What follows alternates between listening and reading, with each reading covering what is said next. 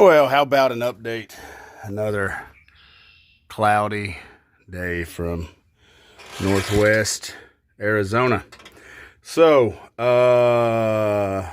fun fact, the transmission bolts, 5/8 heads.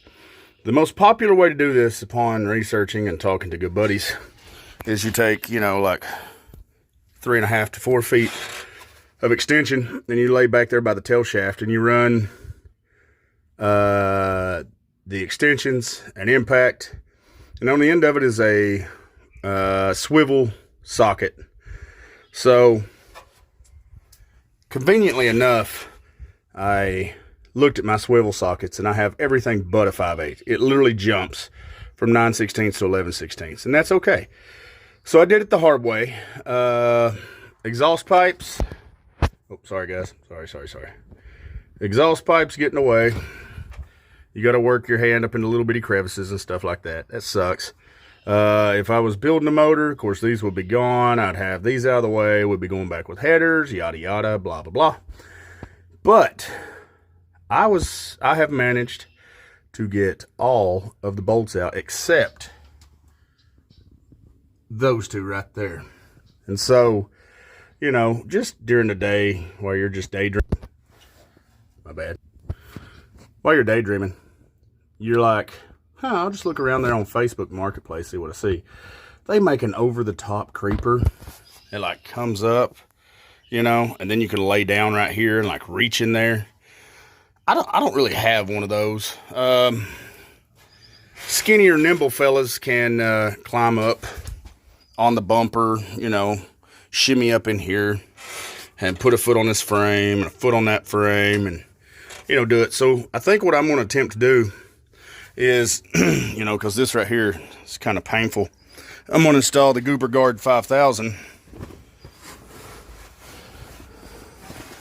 and that just kind of holds, metal away from skin and sharp objects.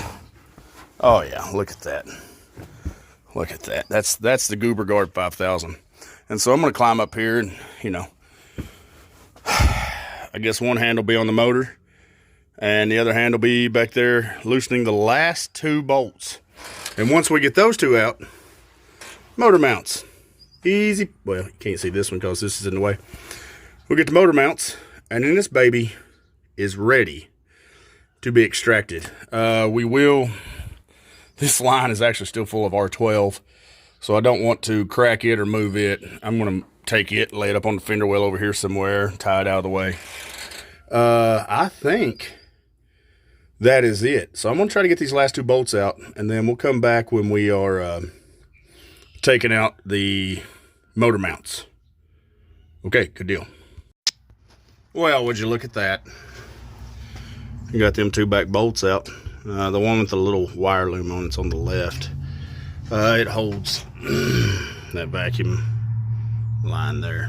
Anyhow, so thanks to the old Goober Guard 5000, even my big hiney was able to climb up here, put one foot on that frame and one foot on that heater box, and one hand. Sorry, hand.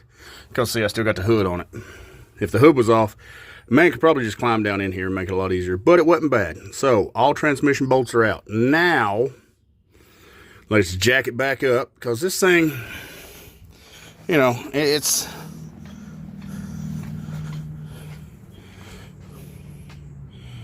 it's not like sitting low, but I like to have room to work.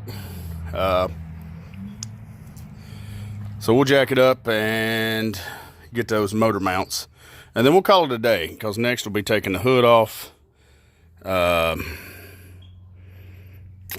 pulling the motor, okay? So while we're at it, though, I wanted to talk to y'all about something. I know everybody has got one of these little old engine stands, and you take this and you put it something like that. Yeah. Oh, look, I got an engine stand. Yay. Okay. The center of this is 33 inches. That's great if you're 5'4" or 5 foot even, whatever. It ain't gonna work for me. So what we're gonna do This is 2 1/4 tubing. It's technically a bastard size, okay? I've got a little 327 on an engine stand in there, and the center of it is 45 inches, and it's very nice. You're working at a more comfortable height. So I'm going to cut that. Actually, I think I've got it marked. You can probably see it. Oh yeah, you can see my marks. We're going to cut that out. This line's a weld line. The bottom line's a weld line. We're going to cut that much out of the middle, sleeve it with 2 1/2, and raise this baby up to 45 inches to work on a little 302. And don't forget, this is a lesson I learned with that 390. This headpiece is angled, okay? You want it angled up, out towards this third leg.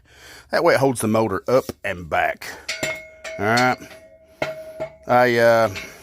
Yeah, nothing bad happened. But I thought the weight of the motor was pulling that thing down. It was tilted.